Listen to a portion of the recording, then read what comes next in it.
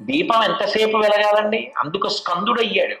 ఇప్పుడు కటిక చీకటిగా ఉంది, నేను దీపం వెలిగించాను అనుకోండి, దీపం వెలిగించిన ఉత్తర క్షణంలో ఆ ఒత్తి వెలగగానే ఆ చుట్టూ ఉన్న చీకటి పోయింది. నేను దీపాన్ని పట్టుకుని నా మెడలో రుద్రాక్షలు ఎక్కడో జారిపోయేయండి అని వెతుక్కోవచ్చు.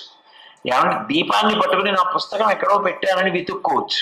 నేను దీపాన్ని పెట్టుకుని ఒక పుస్తకాన్ని చదువుకోవచ్చు. దీపాన్ని పట్టుకుని చీకటి వెతకగలనా?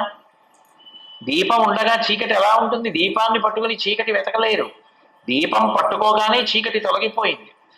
సుబ్రహ్మణ్యానుగ్రహం కలగగానే ఆయన స్కందుడు అని అందుకు పిలవబడ్డాడు.